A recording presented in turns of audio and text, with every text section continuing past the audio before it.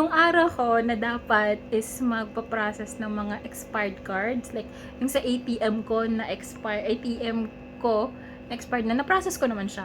Pero, yung sa PRC license ko, hindi ko siya nagawa.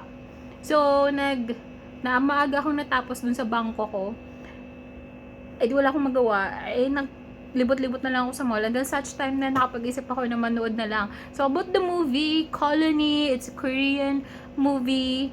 Maganda siya. I love the actors. Napakagaling. Kahit yung mga lalaki doon, kahit na drama siya, napaka-intense ng drama. Yung ibang part, kasi may intense pa rin, may heartfelt doon.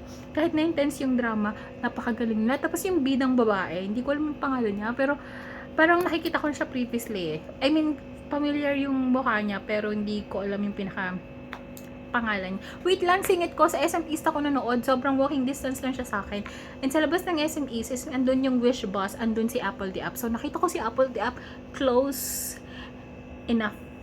Pero hindi ko kilala yung iba pang mga guests. Ang nakilala ko lang talaga doon is si Apple the App. May other girls pang nandoon. Going back to my story, ito talaga ako. Kapag nagkukwento, hindi talaga ako marunong magkwento. Pero going back doon sa story, maganda yung movie. Koreans are really good in making movies na intellectual. The movie is intellectual kasi. And logical. Mga scientists, ganyan. Mga professional sila. Napakagaling nila. Kasi it's more like, ayoko maging spoiler. Pero nakita niyo naman sa trailer, it's like a virus kind of thing.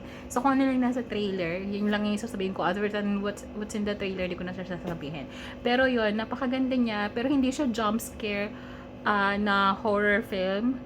May part doon na drama siya.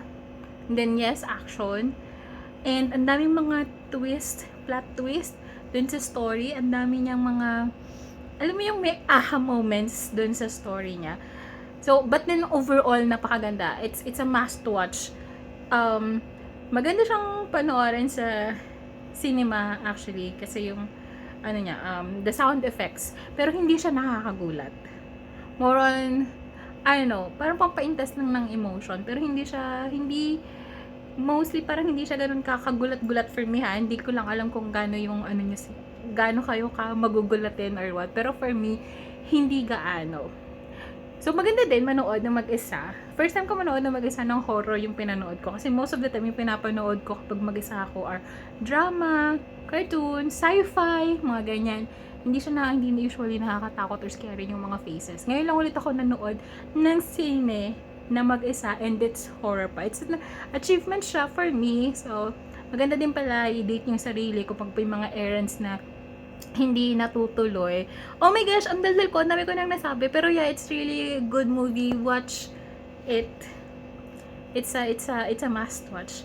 Mag-edit pa ba ako? Hindi na ako mag-edit. Ito na yun. Tinatamad ako mag-edit. Pero, ang dami ko ding shots kanina. Pero I think na-upload ko na siya kanina. So, ito na yun. Bye-bye.